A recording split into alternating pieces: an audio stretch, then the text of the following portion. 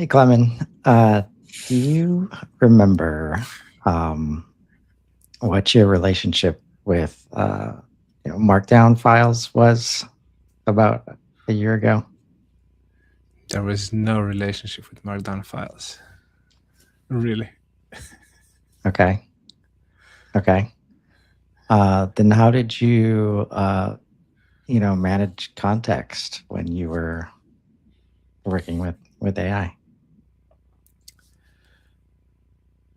Back then, a year ago, I was not really thinking about the context in a structured way. I was too naive that it just is there.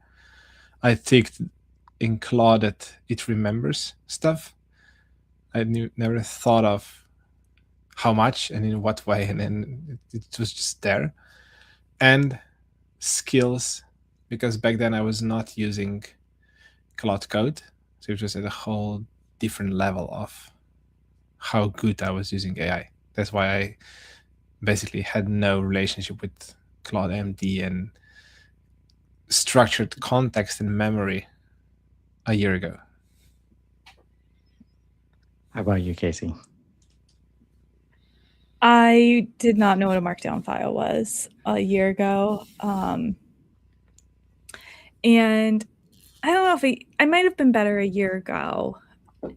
I'm trying to remember when you talked me into upgrading to paid Claude, and we're coming up on a year then from now. But prior to that, I would actually stress you out with how long my threads were, because I would just continue a really long thread where all of my context was prior to like having projects set up. Because GPT would allow it. So that means it must remember everything that's been happening. And It's a robot. how did you deal with it's a robot? Indeed. Why wouldn't it? How did you deal with the moments of like inconsistency or not doing what you thought it would do? I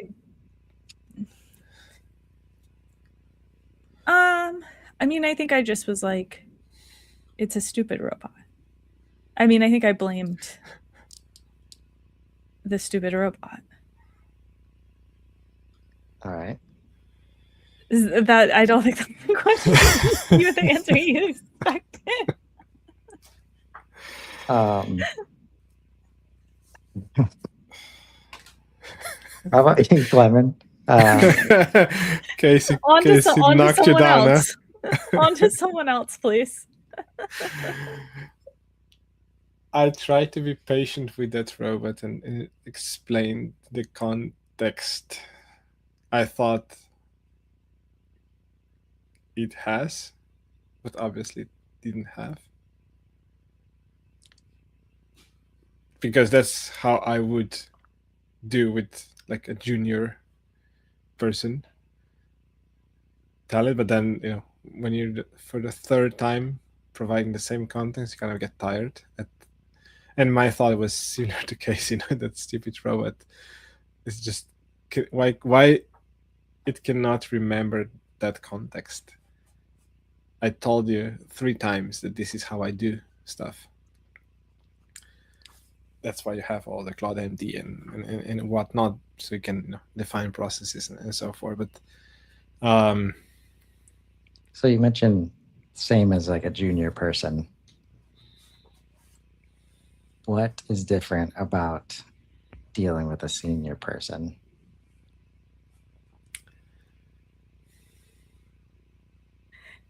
Senior people, they remember stuff.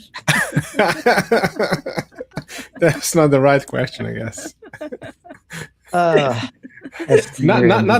Maybe it's not senior junior, but someone who recently joined the company and someone who's been there for years. This is the difference. Not so much junior and not the level, but the continuation or experience, right? Like, Not even experience. I mean, you can have 50 years old dude who joins the company and would still have zero context and memory of how you do stuff in the company. So it's not only about the lifelong experience, but experience within that environment, that company, which is the context of how you do stuff or how you communicate, or everything that relates within that job description, title, company, which is a tenure of how much someone is there. Someone who's been there for 20 years or 5 years, you don't need to explain the basics. Where someone who just joined, no matter how experienced that person is, or if it's Claude, you need to give that context.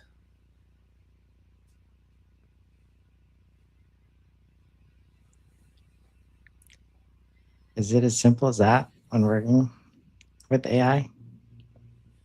Just think of like, human memories and like moving around. Like if we're asking AI to do a process or command or use a skill, for the first time, why do we have the expectations that it's gonna just nail it? Like the instructions are there. It's got all the context. I don't know why we all expect it will automatically know everything and nail it. The same goes why we all expect it will automatically learn on its own. It just doesn't. We keep having those conversations with all kinds of agents we're building where we're asked, so if I have an agent for accounting,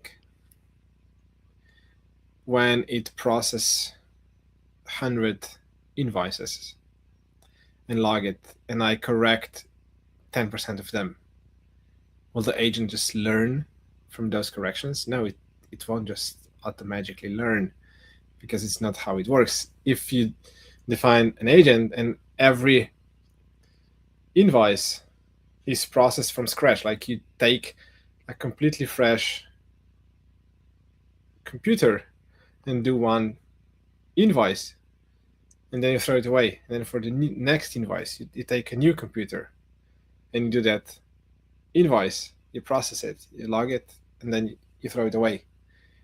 No matter how much you instruct and correct in that one invoice, it will not automatically be transferred to the new computer for the new invoice. So it probably going back to robot, we feel it should learn, but it doesn't on its own. It's not how it works.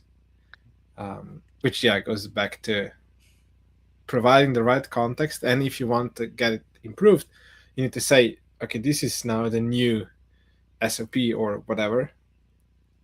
So the next time you take the new computer, it has that new updated version of the agent, of the instructions, so it does the improved version on that new process. I think part of the expectations too are like just the hype around AI. Like people are being told, people who work at organizations are being told by their bosses, like, you have to use AI to do this faster, to do this better. Like, and then you see people or hear about people on LinkedIn, moving mountains with AI while they're, going on walks. Like, it's the same with, the same with a lot of stuff where you hear these stories and then people just want the quick fix. They don't want to put the work in to get there. And part of that's because I think a lot of people don't it's quite gatekeeping, but I do think people aren't always transparent. When people are like, look at this cool thing I did with Claude or whatever AI tool, they're not talking about how hard it was or how much work they put in to get to that output. So there's just this expectation people have that it's easier than it actually is. Yeah. And I think it's, I mean, just like humans do, like there's probably a lot, like I like to assume positive intent, and like most of them don't even know you're doing it. I mean, we show you the 100th invoice, Mm-hmm. and we don't talk about the first 99 Mm-hmm. that we did. And I think a difference here is like we don't have to tell humans to learn about how to do an invoice Mm-hmm. so that they are better by the 100th invoice. You just naturally like, oh, that happened last time. I don't want it to happen this time. So now this invoice, I'm going to do it differently. Mm-hmm. And even there, we've been challenged with the documentation of that. And you see key person risks all over the business that now just contains so much expertise for that thing that they've been doing that AI, needs that expertise. And this has come up recently for me as I've been restructuring the main brain. We talked about the Claude MD file a couple of weeks ago, because as we've brought more people in, I say, hey, just work with Marquis to get the show prep done, and you'll be fine. And depending on which human it is and what show it is, usually doesn't work. Definitely never works out as if it were me doing that, right? But certainly there's varying levels of success on whatever, like all of these variables in play where there's been memory stored locally for me that when you build these, or if you're in Claude Desktop, like it's saving for you in your space. I can't just say, hey, Casey, like point to my memories when you process this, and then it's going to understand. And so building out the architecture, like from the Claude file, understanding that that's in play, like you can make choices, but this is also behind like the recursive improvement, challenge and opportunity that a lot of people are working towards.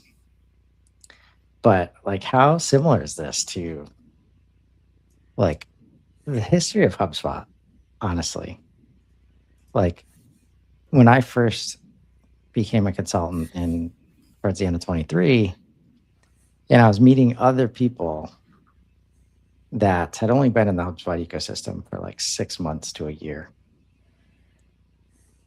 The difference between how they viewed HubSpot and their memory of what HubSpot could do versus people who have been in the ecosystem for like 10 years, dramatically different, but also like you could tell.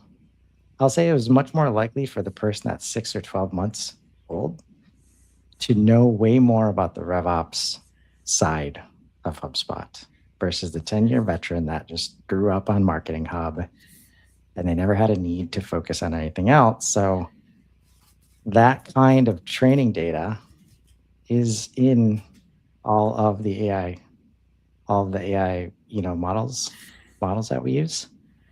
And a lot of the memory that has been built up for me,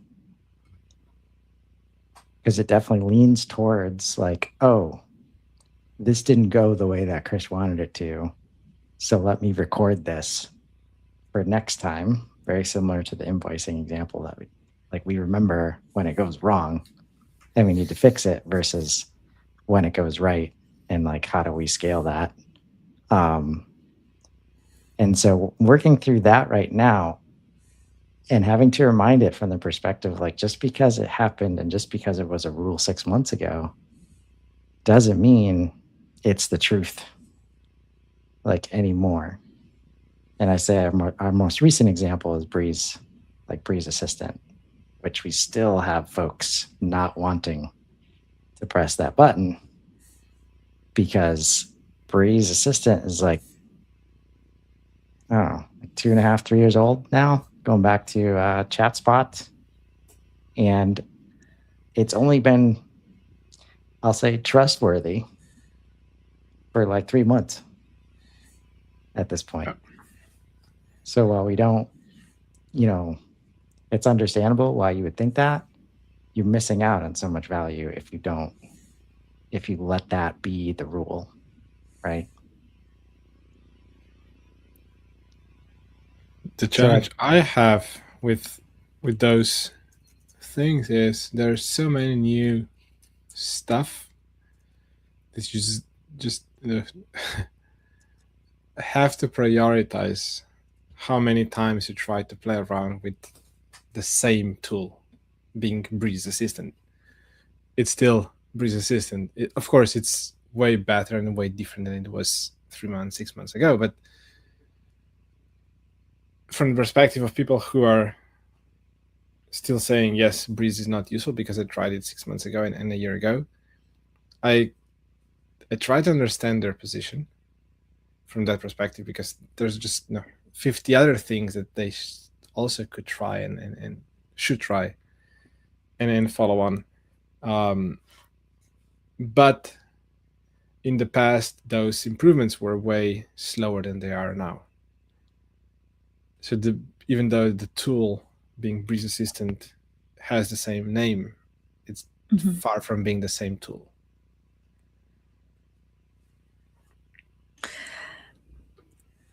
But I also just had a call this morning where I showed someone Breeze Assistant and they were like, I didn't even know that existed. So like that's part of it too. I mean, it seems so obvious to us because we live and breathe it, and like it's so clearly there. But yeah, that's a part of this awareness loop that we've been trying to break from a content perspective for a while. It's like when the corpus of knowledge, my AI word of the month, corpus Klemen. Has Rob heard that one? We should ask him tomorrow. Rob Jones, regular follower of AI Native Context. Let us know in the comments. Yeah. When the corpus of knowledge says Breeze bad, it's hard to even catch wind of the fact that it exists as a tool in the first place. Right.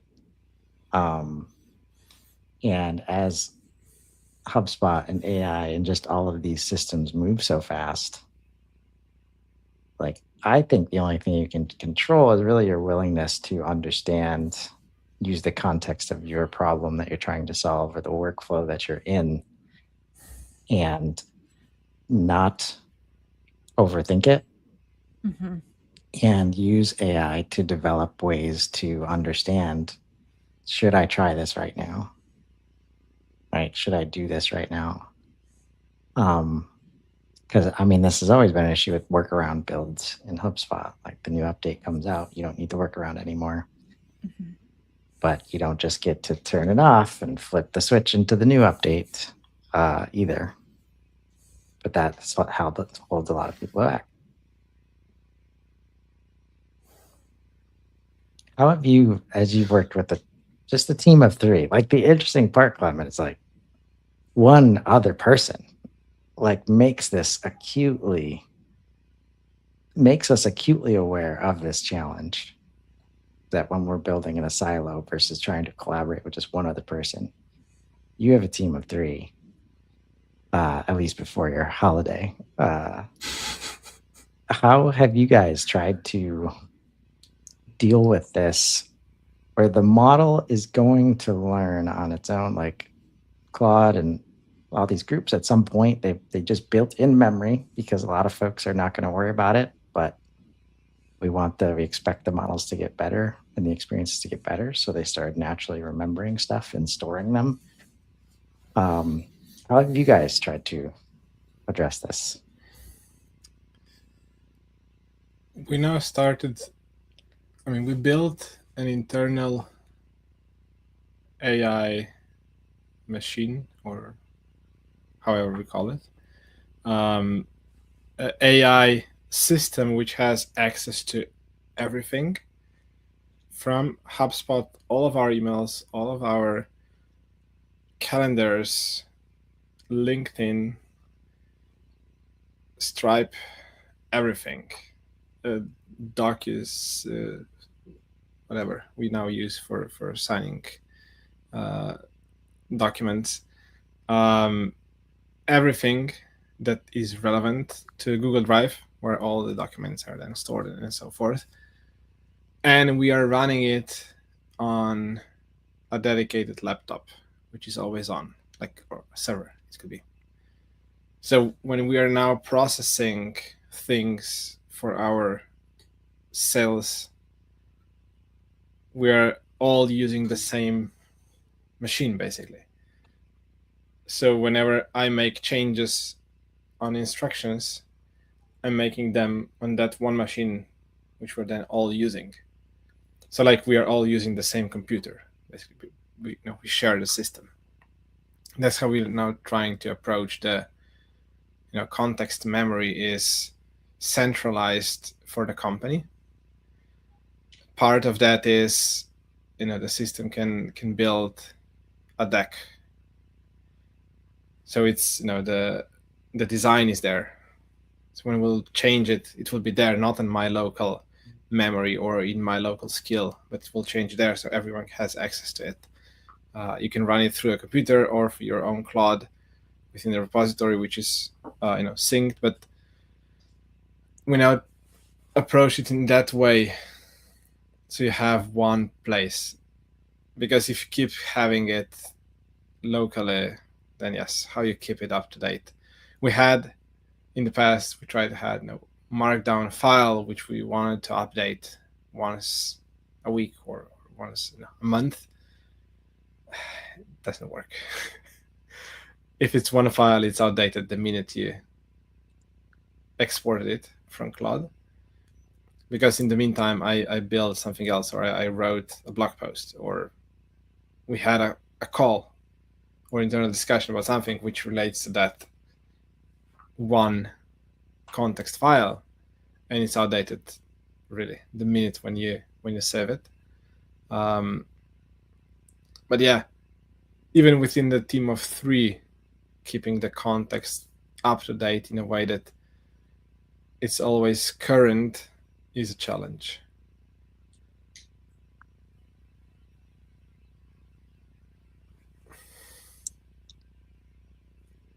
I find even with like those context files, and honestly, even maybe more so with those context files, and to be clear, I'm referring to when I have a project in Claude, there's a little section on the right, I'm mirrored, so here, that have instructions and then context. I struggle to keep those updated, and then because things evolve and they just become outdated, and I have to make more of a conscious effort to keep those updated. The most, like, the one I have the best set up is I have a project for my business where I talk about like what does my business look like, where and Chris might know better than anyone, I am constantly evolving my thoughts on what my business looks like, and As one should in this as moment. one but I mean I spend a lot of time shifting, and so that context gets very outdated very quickly because I change my offerings all the time. Yeah, that was one of my favorite parts about moving to Claude Code in that kind of architecture is keeping up project files in these spaces, which Claude Cowork, kind of can solve for now. They're still in the process, or it wasn't too long ago that they started combining like the concept of projects in that way. And so it sounds like, Klemen, you guys don't necessarily differentiate between let's say memory and like other forms of context. Yes, I guess. I mean, to me, as naive as I am about AI and with my limited developers' skills, to me it's the same. Context or memory is what I need to tell Claude to know so I can steer it in the direction that I want. What I would need to give to someone, a coworker, how I want to do stuff.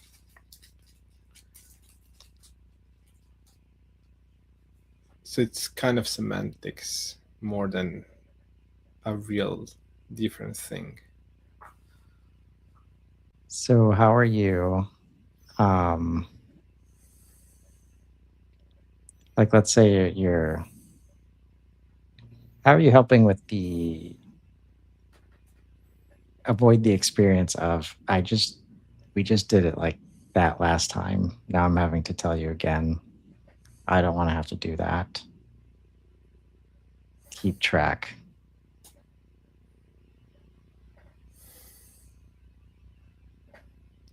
Good question. I know how we're exactly solving that. As part of the instructions or configurations, so part of the system is the settings, where, for example, for the follow-ups, when the system decides I should follow up, I update the instructions what is now the theme or the angle for the follow-ups. Like for the next 3 weeks, I will always ask you, are you coming to Unbound? This is the opening line of my follow-up to anyone in the next 3 weeks. And I just added that in the memory or context, whatever, of the system. So whenever it helps me, it drafts an email, it starts with, hey, I'll be at Unbound. See you there. So this is at a system level of how we update. At the company contact account, whatever, level, we have part of the, what's the best word? Current state, which is recomputed every time something happens. Like whenever I send an email, it recomputes the new status, the new state of the art about that company relationship. Right. If I send a LinkedIn DM, it recomputes. If I receive an email, it recomputes. If I schedule a call, if it recomputes. So we're, of course, spending a lot of AI tokens for that, but without that, AI will be always behind the context and in the memory of what happened. Mm-hmm. The challenging part, in a way, that I feel, which is how long it takes for AI to recompute. When you get an email, I need to wait 20 minutes to 30 minutes to just the full process to recompute everything, and then I have a draft response to that email, where if I would see it in directly in the inbox, I would just type a response. But I'm trying not to do that, so that it brings all the context, and every time when it drafts the email, we control what goes in the context for drafting that email. Otherwise, you end up, as you said, Casey, you just hope the full thread is still remembered somewhere. Mm-hmm. But in the design of a system, we build it in a way that we control and we prepare always the full context. So we always make sure we pull all the raw emails from HubSpot, not just a summary of it, so that you can have the full context. And AI has the full context and all the context as of now. And even if something happens in between, and if I would, in the meantime, when it's computing, I would send a new email, it would just recompute on the fly because something new happened. It wouldn't draft an email as I just received an email. That's very interesting. You have built memory out. Like, you're basically not relying on memory in these cases where you're recomputing. So I think from our perspective, and like, hello, Jeremy. Thanks for joining us. Speaking of somebody who's memorable. Yeah, I think in this token budget management world, like the concept of like you have an hour-long transcript, like most are trying to avoid like rerunning that transcript lots of times. So whether it's memory or any form of context where we've relied on like how we remember events, like very rare that we remember like every minute of the conversation, but we remember the memorable moments. And a lot of times that context will carry you. But the moment you're on 8 calls a day, the chances that you remember exactly when you're what you need to remember definitely low from a human only perspective. But when you get AI involved, trying to find these triggers, usually I'm kind of jealous of Klemen's situation where you don't have to worry about this part of the engineering, but processing that all day, and then when you're saying how did we do today, like making sure context lines aren't being misassigned and misaligned, so that when we try to remember tomorrow what happened yesterday, like it's always going to be assigned to the right context spaces, for lack of a better word.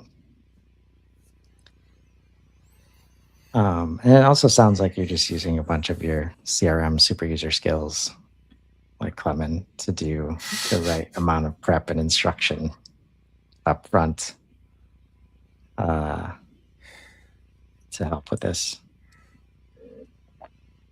In my experience, really with using AI continuously to support your sales processes, as soon as you start doing things in parallel, like 50% of your work through AI and 50% manually, you will struggle a lot in your mind that to keep using AI. If it and the moment you start struggling to use AI is when AI has lack or lag of the context, which means I need to remember the same context in my mind. And if I already have that, and if I need to tell Claude how to write the email draft that I would with my context need anyway to rewrite and reword, in the same time I would already draft an email and send it. So if you really want to use AI in a long run, not as a shiny demo and then make a screenshot of, hey, I have my calendar booked with 50 meetings a day, LinkedIn post, you need to make sure that context is up to date. If there is a meeting that happened yesterday, not part of the context with which AI is writing the next draft, that draft will just not be good. There's no way it can be. Yeah, that's why it helps when you can think about it. All of this, like AI native matters as a phrase, like for this reason. Like, it's not that you prioritize the usage of AI, it's just like it becomes an option or a part of every process, wherever the gaps would have been that humans can't think in scale or complexities and this kind of stuff. Uh, and the fact that it's transformation and not optimization. Like, this is exactly why you cannot.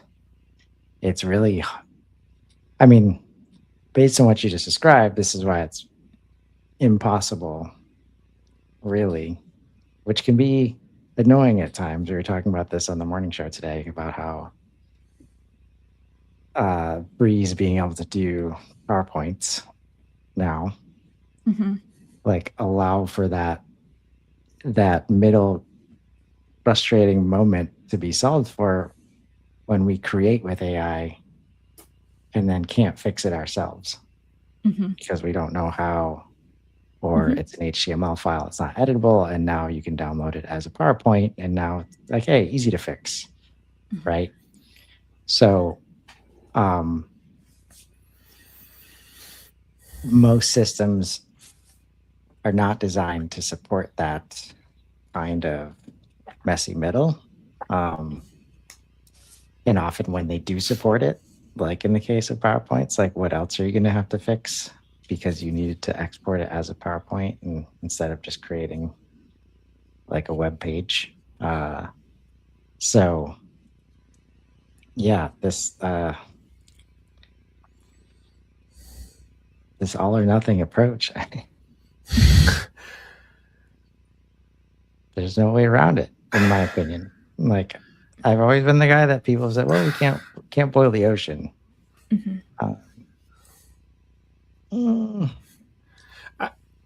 I think it's not necessarily black and white or white, like all or nothing,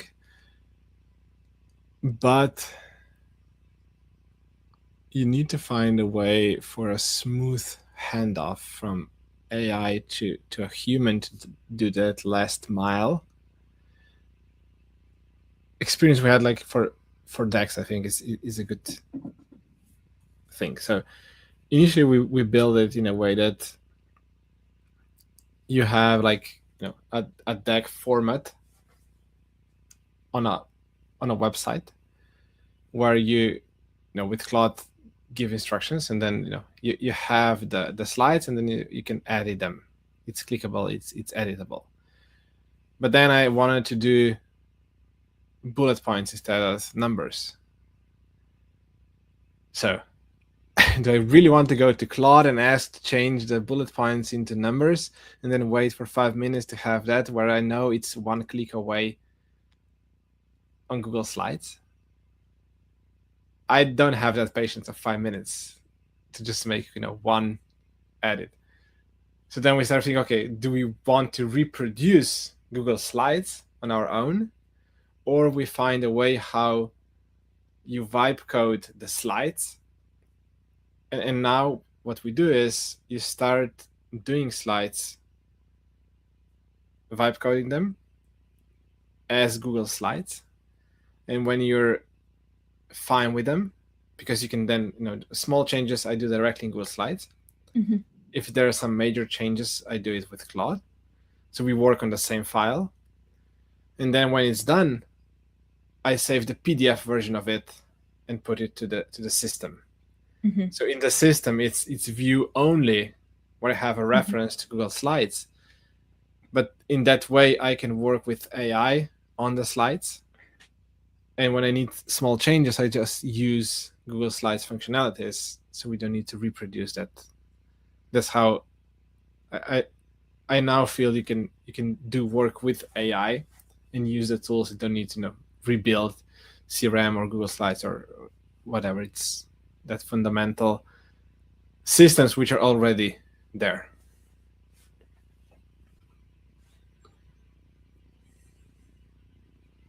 Casey's thinking hard. I mean, I do think that's the ideal. I mean, that would be the ideal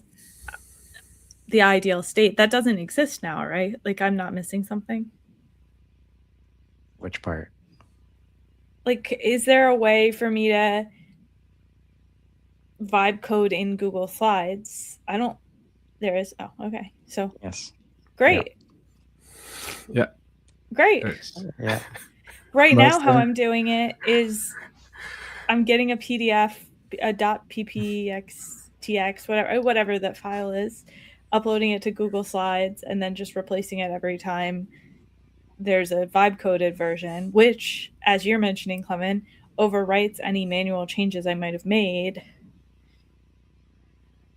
I'm not doing that. Well, if you'd like to, we'll help you out with that. Come back next week where Right, Casey sir. learns. Updating the service key. At least it would be my approach. Some might say MCP. I have better experience. I have better experiences with straight API keys that get straight to the point. But I think overall, to close on our topic, like it takes, this is where like the small teams like us, we have the time to say, I don't want to do it like that. I want to do it like this, work the process, and then build the process and document the process. Teams in orgs that are trying to make these changes, they probably don't have access to even do that. And that's where Claude or ChatGPT or Gemini like has memory systems setting up so that and again, just like you were serving a boss that's like, oh, I don't like it like that. Right? You sent me a long email, give me 4 bullet points. Right? Like that's not documented anywhere. And you would be like, it might be risky to document that anywhere that anybody else could see. So you store it in memory and say, all right, whenever I email Klemen, I know he doesn't want to read a book in his email. I'm going to just do these 4 bullet points. Right? These systems of memory are starting to, or they've been for a minute, like trying to serve those moments. But they do it much better and much faster when you tell them, again, just like humans, like, remember that. Like, remember this part, please. Like, this is the part I want you to remember. And just last thought, there are different levels or layers of memory where one is what are your personal preferences. Even if you're in a team of 30 reps, you have your own preferences, which is easy to store in your local environment in Cloud MDs, where the other part is how you as a company position and how you what phrases you use in proposals, in index and so forth, which should be centralized. Otherwise it will get messy. If everyone has access to that core memory that is shared among the team, you don't want everyone to have added access. There should be a process how you make changes. Otherwise it will be so inconsistent and contradictory at the end that they'll just mess it up. Yeah, I think that's why most will not be as lucky as Klemen is in terms of being able to just centralize memory and have everybody okay with it. Because everybody does have preferences. Not all of those are easily shared. And like from a security perspective, personal perspectives, folks won't want it, but they'll want that. I don't want to have to tell you this again experience, but I don't necessarily want my whole team to know about it, but it helps me do my job like the way that people are expecting of me. It's going to be interesting to see how this all rolls out when systems like HubSpot and now like Claude just is working on the Slack-like experiences as teams come together inside of these systems. This is going to be an interesting spot to watch. Yeah. And watch out for if you're wondering why somebody shared that their winning prompt with you and it did not win anything when you tried it. Win anything. Oftentimes this is at the heart of that challenge. So I don't think this will be the last time we talk about it. But we're going to keep talking about AI native context from this perspective of just like every day trying to get work done and challenges you might run into on the way. So good to have you back, Klemen. Always a pleasure, Casey. We'll see everybody next time. In a week. Take care.